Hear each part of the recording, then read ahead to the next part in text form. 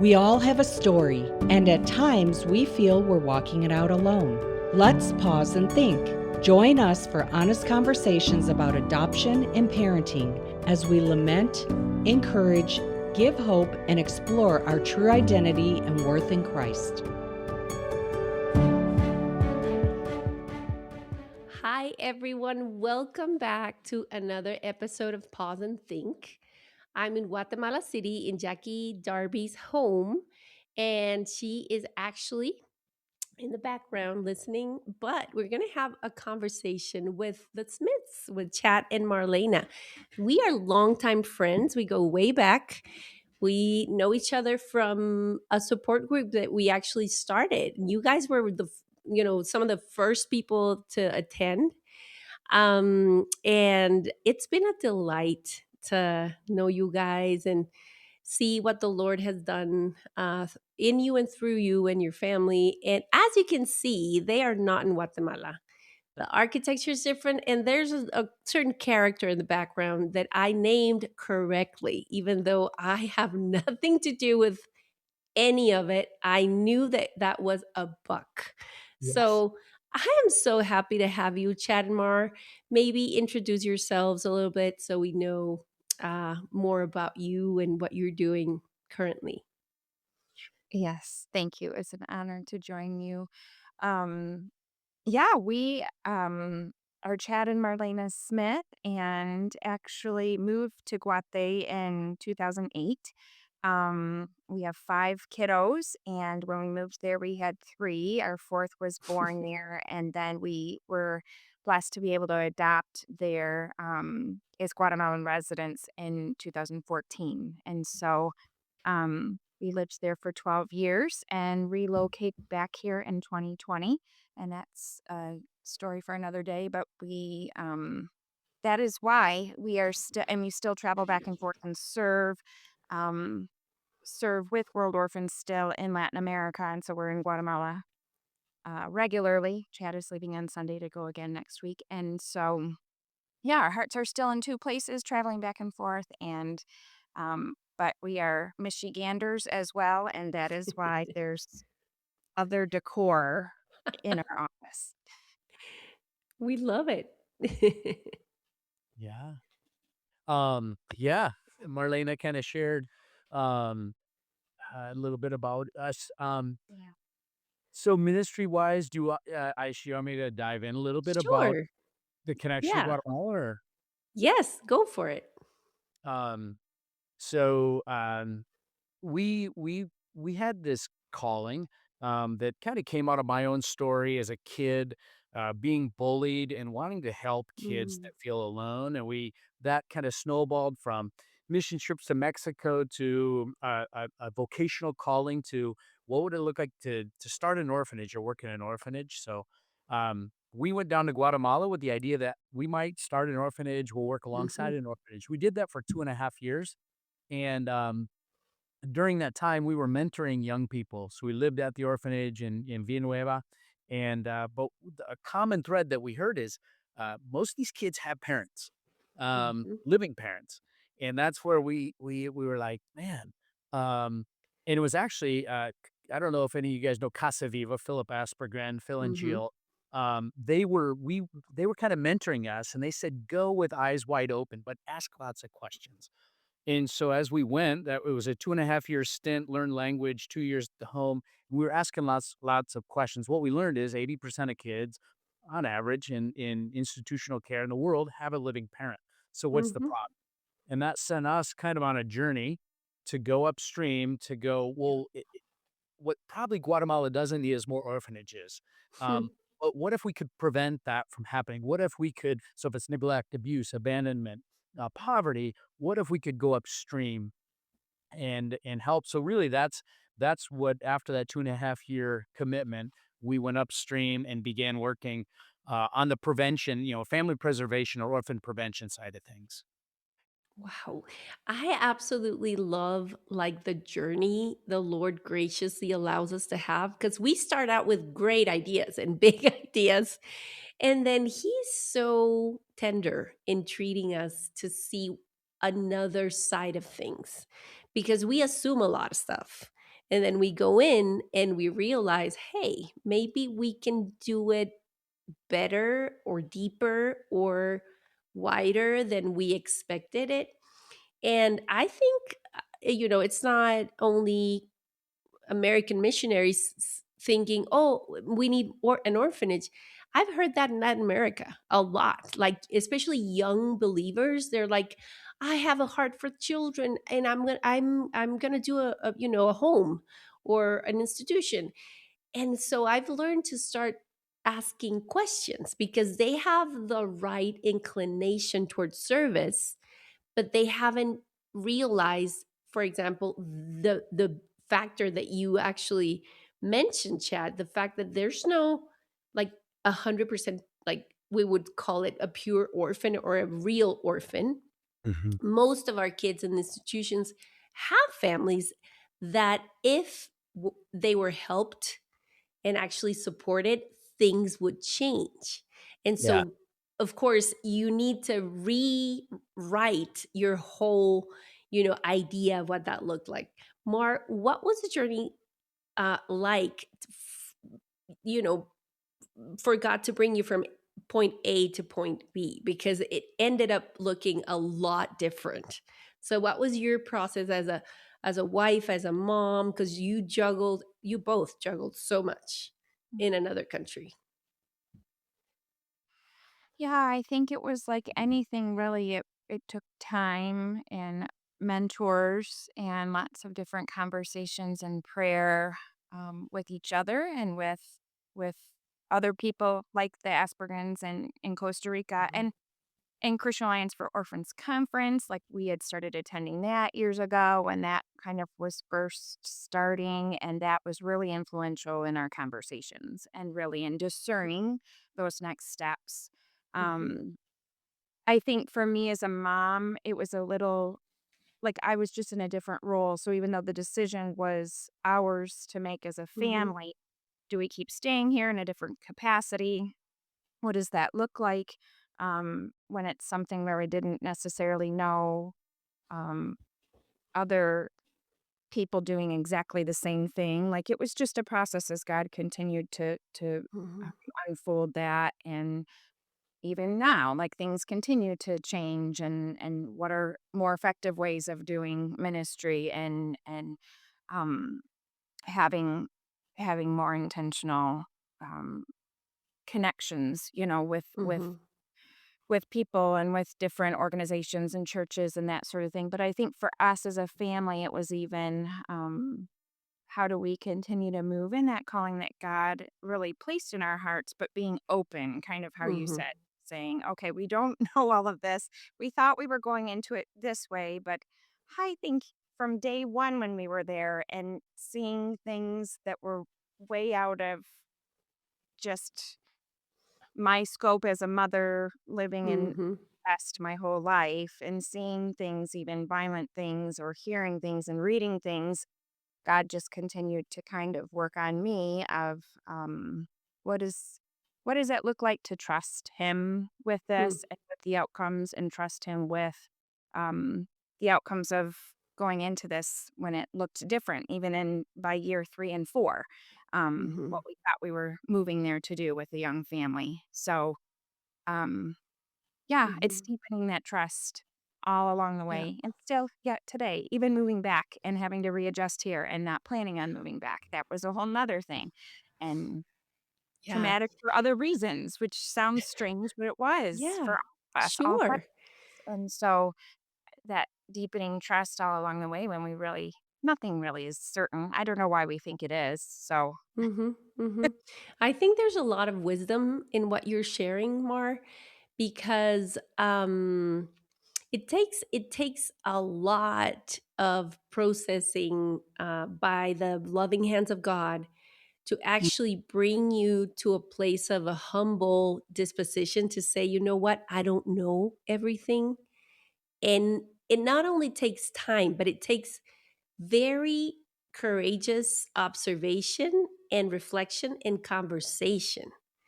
I Mhm. think there's I can see your willingness to ask and to actually take a step back and think, is this really what the Lord wants us to do? And I would encourage Chad to share a little bit about the heartbeat with World Orphans, which I love. The fact that you, even organizationally, the organization itself shifted and very much mirrors what you guys are saying. So maybe tell us a little bit more of how the organization's focus shifted. Yeah.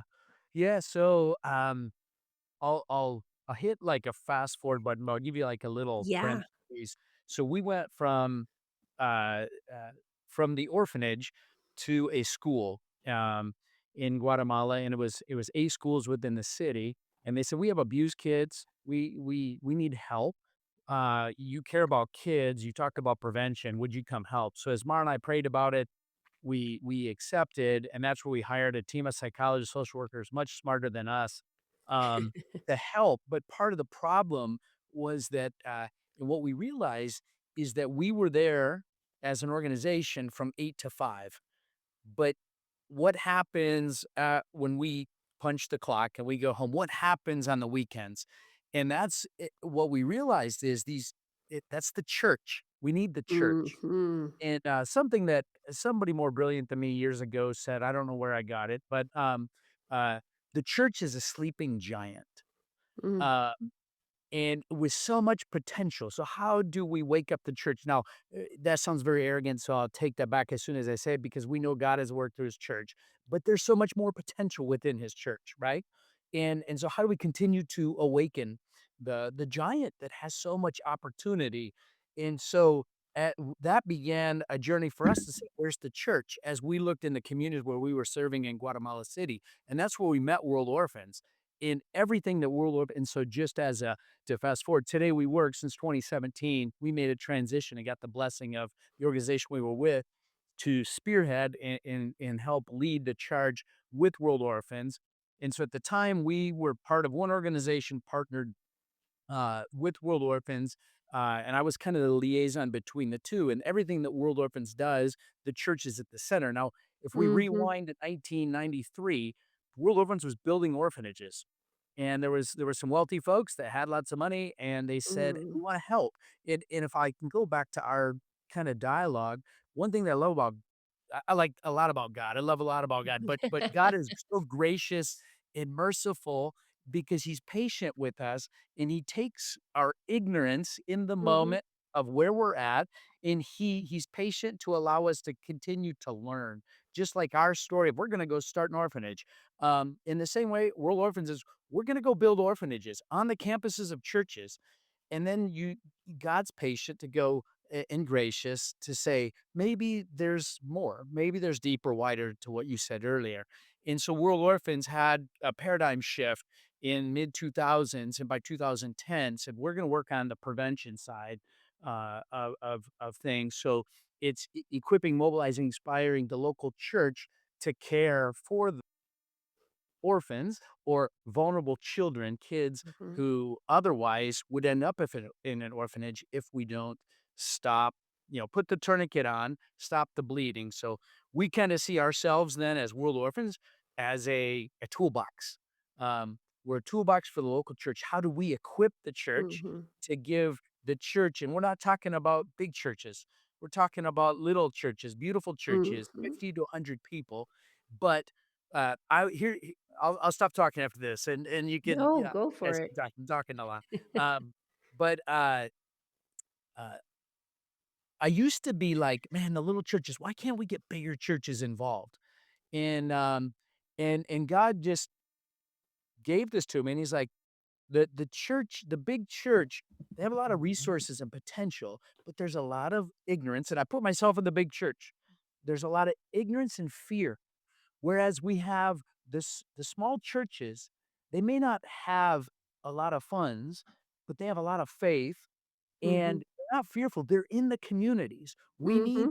churches that are incarnate. They're in the communities, and and so how do we partner? How we come together Hmm. to be the body to help those because they know their community, right? Exactly. So that's that journey that we've been a part of, and I'll stop talking now. That is so exciting to me. The fact that you came and like partnered in the idea of now I'm getting ahead of myself because I know how I got closer to you guys recently, and I've loved knowing what how you do things, and the fact that a U.S. church partners with a local, Guatemalan or whatever church in other parts of the world to actually build a relationship and be equals in this endeavor, and they don't come and say we're going to do this. It's just learning the rhythms and the culture, and really learn it and love them for the the brother and or sister that is before you. It's just a game changer. Sure. So I just have seen so much hope in the stories that we've shared, and maybe we can actually go ahead and share a favorite story, Mar, that has encouraged your heart and the work that you guys are seeing unfold. Yeah, I think um, this is a story that you're familiar with too, but one it's fairly recent, one of the mamas. So I don't know how much we got into the nitty gritty of how the churches are actually caring for these families, but Mm-hmm.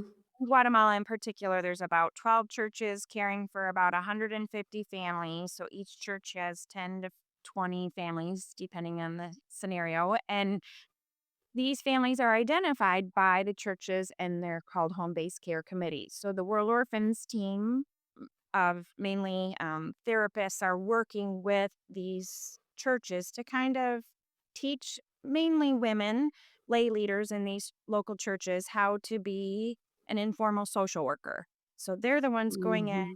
doing the monthly visits. They're evaluating the needs, prioritizing the needs, holistic needs, whether it's education and making sure these littles have their birth certificate to be registered in the local school, Mm. or whether it's healthcare needs, or whether it's bringing Bibles and different things and sharing different opportunities through the church and all of that. And so it's connecting them with that church, but it's evaluating their needs on a regular, consistent basis with their visits. And one of these mamas was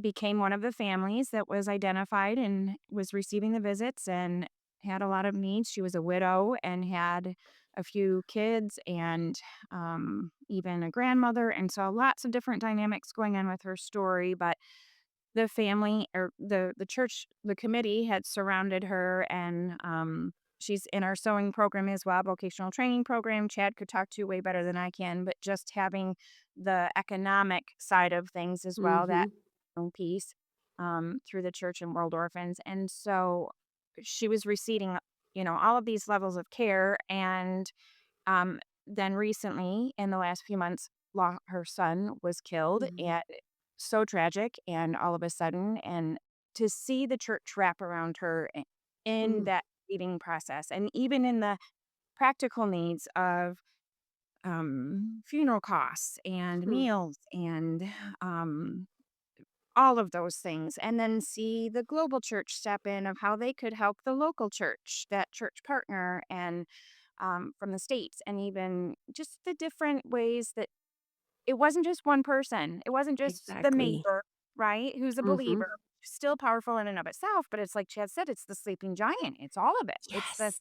It's the World Orphans therapist that's already been meeting with that son Mm-hmm. and had a relationship with the one who's no longer here, and then because of even that connection could go deeper with the mama and the other siblings who are grieving and teach Mm-hmm. the home-based care committee, the main lady, like, just hearing her heart, seeing her talk about this loss and saying Yes. the church has stepped in, and I can't even believe what God has done through all of these people. And she was in a savings group too, the mama was.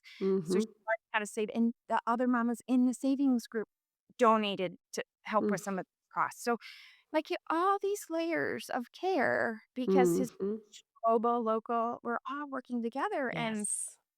it is the sleeping giant. Like, it isn't, it's that's the beauty. So Maybe not sleeping. Yeah. Maybe okay. Yeah. And you know what?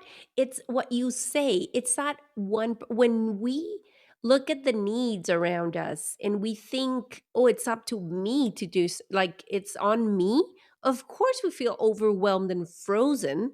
But when it's all of us Mm, offering what we have, it mm, becomes a beautiful dynamic. And even if it's intentional, it becomes organic. Mhm. You set it in motion. I mean, the Lord sets it in motion, you obey, and you put in place, because I can tell you guys have, processes and like structures to safeguard resource and whatever. But it becomes such a lively dynamic where Mm. everyone just steps up and knows how to respond because they actually love each other. And that to me is the glue that holds everything together. The fact that it's alive, you Mm. actually tap into like the bloodstream of the Lord doing things through his body. And so it is very effective. It goes beyond programs. I can see it goes Yeah. beyond programs, and it really brings the gospel together.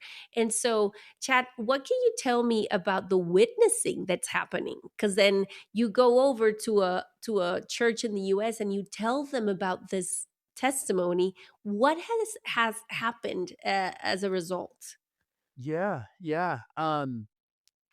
I will say it's a game changer, but it's a challenge, and I Mm, say that because my culture, our church, yeah. we're doers, and we do things Mm. really well, but it's hard to be, right? Um, Oof. and so, we're not this paradigm isn't for everybody because Mm. often people want if they want a partner, they wanna go do something, and we call it a missions trip because we're gonna accomplish a mission. And we Mhm. actually try to say, "You're actually gonna go be with people, relational." Oh.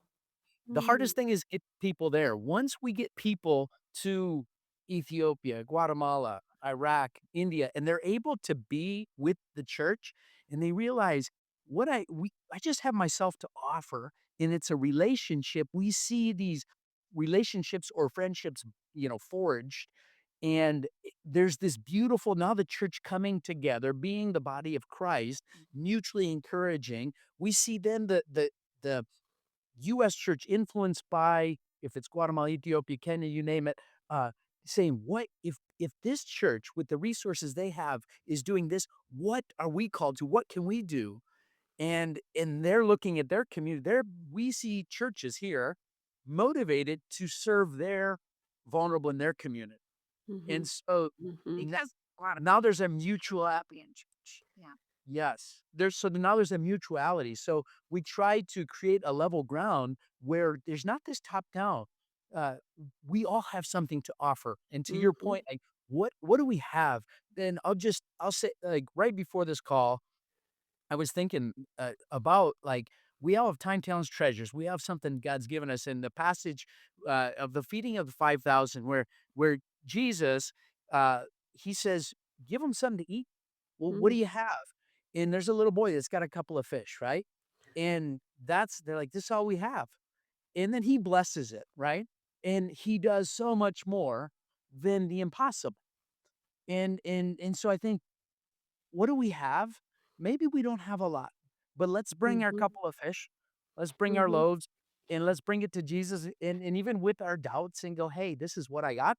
And then Mhm. if you'd asked us in 2008, that this would be the case? No, and this isn't us. This is Uh-huh. God, and it's Him blessing our couple of fish and our little faith. Mhm. Mhm. I feel so encouraged by just seeing the Lord work through quote unquote small churches Right. and common folk, because that's him. You can be absolutely sure and certain that it's by the Spirit. It's not our invention, our strength or anything. And so it is a very mind-blowing concept to go back to how the Lord does things, which is usually not our idea of how things should go.